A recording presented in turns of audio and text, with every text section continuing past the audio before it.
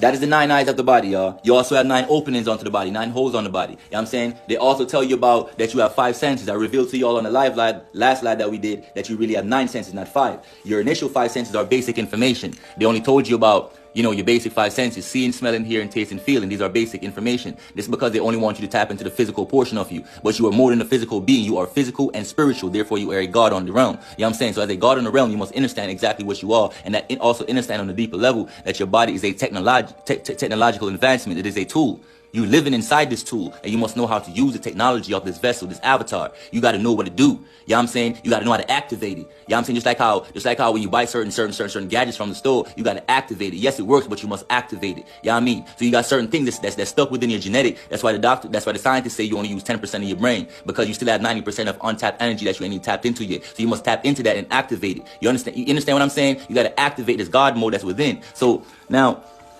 you got to understand you have 9 senses. They told you about 5: seeing, smelling, hearing, tasting, feeling. Now let's pass the physical realm and go into the next 4 to complete this number 9 that we still talk about. You know what I'm saying? You got telepathy, which is the ability, which is your 6th sense. That's your ability to read minds or communicate with the mind without the use of the other initial 5 senses. The next one, the seventh sense. This is telekinesis, the ability to maneuver or move objects without touching them. Then you have the 8th sense, which is called clairvoyance, the ability to see through different time zones or dimensions other than the one that you're currently in. And your 9th sense is called psychometry. This is the ability to touch an object and test the genetic makeup of an object or the carbon makeup of an object. Therefore, you can tell what's inside of it, how it was created, how it was made, everything about it. Therefore, you can tell if you want to reshape, if you want to recreate it. You know what I'm saying? You can do all that within the mind. But if you were still able to tap into the spiritual senses of you and the higher vibrations of yourself, or the higher technologies of your avatar, you'd realize this is a technology. It's like hopping into a new Benz or hopping into a new Tesla, and then you got different little gadgets you can play with. You got to know how to use your avatar. You got to know how to tap into it. What is it good for? You got to know,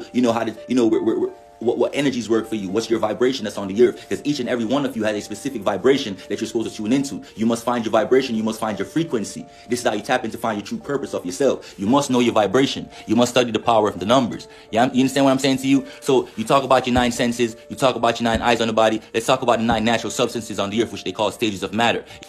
You must understand divine vibrations and divine frequency, beloved. You must understand this, beloved. Divine vibrations and frequency. You understand what I'm saying?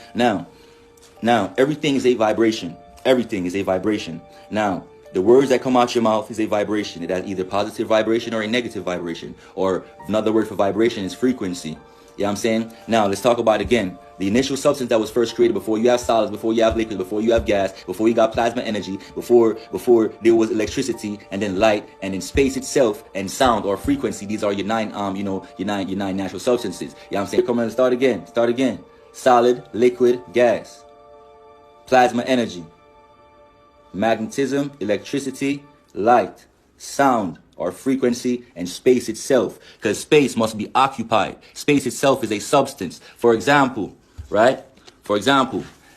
this bottle is being occupied by water and space. Water and air. That's inside the space right here. There's nothing that's ever actually empty. Now, if you were to understand it on a deeper level, if I were to take the water out,